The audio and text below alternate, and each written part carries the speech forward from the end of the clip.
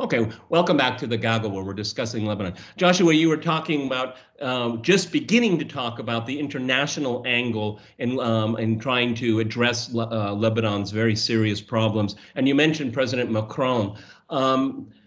It's very interesting knowing the history of the region. The former colonial power shows up. I mean, and in seeing the pictures, the images here, that's another reason for the dire situation of Lebanon. You're looking for outside help, and I have to, voice my criticism here. I mean, Mr. Macron needs to deal with his yellow vest problem also in his own country here. So this kind of neo-colonial thing, I'm very suspicious of here. But it shows just how dire the situation is in Lebanon. Keep going.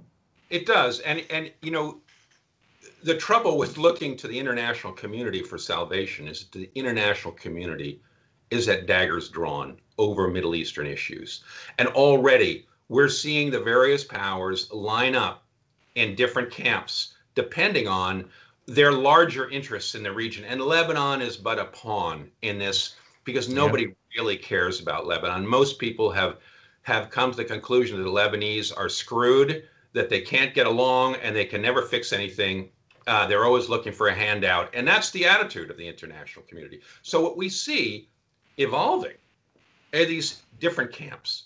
And Macron is at the center of an important camp. And that has to do with oil and gas in the Mediterranean. It has to do with Libya. It has to do with control over the Mediterranean. And France has always presented itself since Napoleon as really the hegemon or the major power in the Mediterranean.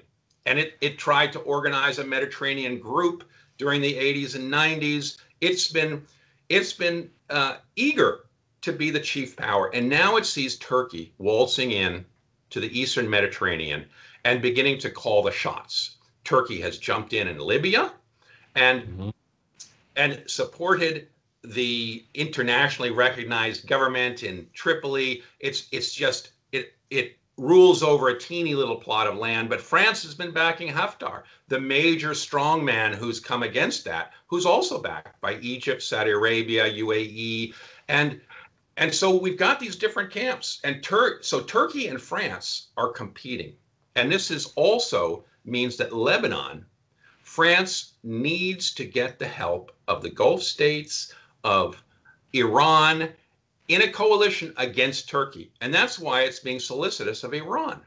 And it called Iran immediately. It said national pact, which means that Hezbollah is included in the government. America immediately, you could see, was fulminating because America's trying to just crush Iran. It has its maximum pressure. And it saw this moment as the moment to apply new sanctions on Hezbollah and Hezbollah supporting politicians. And so it said, no, we're going to put sanctions on anybody we cannot have national unity government. And here you have France and America, the two major powers of the West that are deeply ensconced in Lebanon, have very different policies. And so the whole Middle East is lining up on this issue for their own concerns, not for Lebanese concerns. And if the Lebanese are waiting for Joan of Arc to come sweep in, they're going to be sorely disappointed. Yeah, and George, I mean, I was looking at the different approaches here, and basically Mike Pompeo just blew another fuse because Hezbollah. I mean, this is something that is at the U.S. it's just breathtaking. We said in our previous video here. I mean, Hezbollah exists for a reason, and it is supported for a reason, and it is part of the political system. I mean, Hezbollah is always portrayed as this kind of moderate, Miranding militants and militias wandering the countryside, but that's not true, okay? And it has electoral success, so it has to be. If there's going to be national unity, it has to be part of it. It has to be part of it, if you like it or not.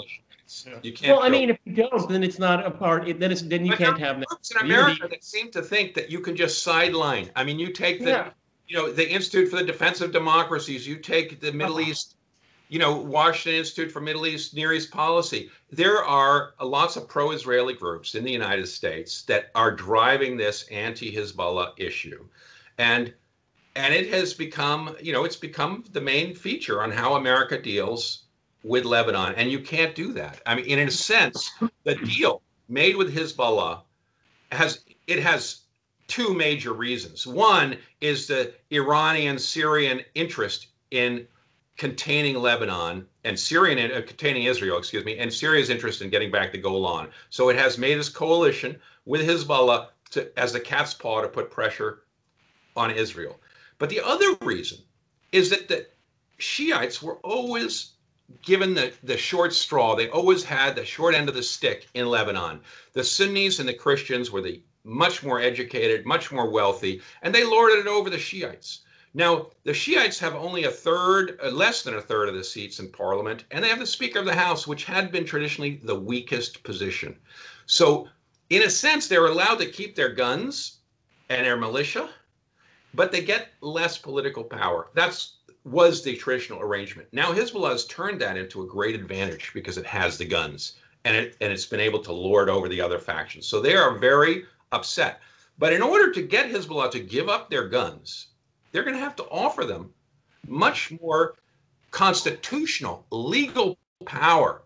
And they're going to have to do a census. There's been no census in Lebanon since 1932 because all the different communities are fearful that with a real census, they're going to get less power. So this is the conundrum where we are. This is a Lebanese solution to a Lebanese problem. Not a census since 1932. George, let me go to you here. I mean, Joshua is absolutely right. If there's going to, if you want Hezbollah to play a quote unquote constructive role, then they have to be part of the political process. I mean, I think it's perfectly reasonable that the international community, and I use that in the way I think the three of us understand it, is that they would be hesitant to throw money at Lebanon, because if you don't have economic reforms tackling corruption, and you don't have a fundamental rethinking of the political system, because the political system will reinforce the economic reforms. Okay, I mean, Lebanon is kind of like trying to fix a car while driving it very, very fast. Okay, I mean, conceptually it is daunting. Doing it's probably even almost impossible. There has to be a fundamental reimagining of the problem, and unfortunately, a lot of people are suffering in the process. Go ahead, George. Oh, that's right. And as Joshua pointed out, so much of American thinking about Lebanon is tied together with American obsession with Israel. So essentially, America has adopted Israel's foreign policy. America's hostility towards Hezbollah is Israel's hostility to Hezbollah. And America's hostility to Iran is largely Israel's hostility to Iran. So this whole thing of, Iran is the #1 supporter of terrorism in the world is based on what? Based on Iran's support for Hezbollah and for Hamas. But these are Israel's bête noires. They're nothing to do with the United States. But the entire debate about Lebanon in the United States is shaped by the obsession with Israel. And that's just a mistake. Lebanon is hostage to these two major problems. One is the Arab-Israeli conflict, and it's been hostage from the beginning on that issue. And it's hostage to the sectarian problem that runs right through the Middle East. And that is in part due to the colonial period when the French put minorities on top, both in Lebanon, the Christians on top in Lebanon, the Alawites on top in Syria. And in Iraq, the Sunnis were put on top by the British. And in many ways, in Israel, the Jews were put on top by the British. And they have been the dominant groups. And today we see other groups trying to fight to overthrow them. And that struggle is, Lebanon is just caught in the middle of both of those. And unless there is some attenuation or at least or partial solution to those two problems, Lebanon is going to be stuck in this sort of endless struggle. Joshua, then give me the hypothetical case. Lebanon turns into a failed state. What does that do to the region? It's terrible. Lebanon was our great hope. Remember when George W. Bush invaded Iraq, everybody said, let's use the Lebanese model. It's the best. It's not good, but it's the least bad. And it should be used in Iraq. And largely we follow that model. There are quotas in Iraq for how many Kurds, how many this, and what power they get. So if that model is really kaput today, if it's no good, and the Lebanese get caught in this quagmire, where do you go? There's nowhere to go anymore in the Middle East. Little Jordan is sort of the one enclave where foreign people can go and learn Arabic, and the banks can work out of it and so forth. Because the Gulf states, so few people want to really, it's not the tourist attraction. You don't want to go to those places. They aren't a model for the rest of the Middle East. They're a model of what was in the past. Of course, they've got lots of money, or at least they did until oil prices collapsed. But they're in much better shape, let's say, than the rest of the Middle East. But they're not a model for a political fix. And so one despairs a little bit about where that model is going to come from.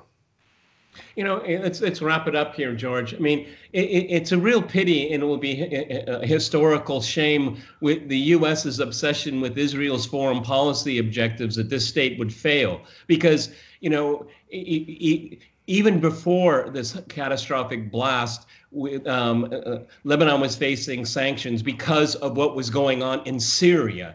Okay, and now it's insult to injury here. A failed state in Lebanon will show that the Middle East itself is a failure. But you can't look into these Gulf countries. I mean, they're families. They're not political systems here, and that will be a very, very sad chapter for the Arab world and for all of its minorities in the region. Wrap it up, George.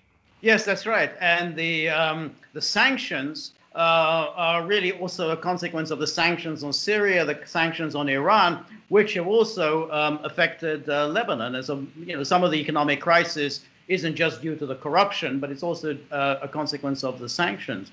And there's always the danger that if things in Syria deteriorate, as it seemed like it was a very serious condition in 2014, 2015, then this could spread to Lebanon, and then the civil war could reignite in Lebanon. And I think things could get even worse if the civil war reignites. And I would have thought that, I can imagine it under a Biden administration, if they do relaunch their war against Assad, that could be the end result in Lebanon.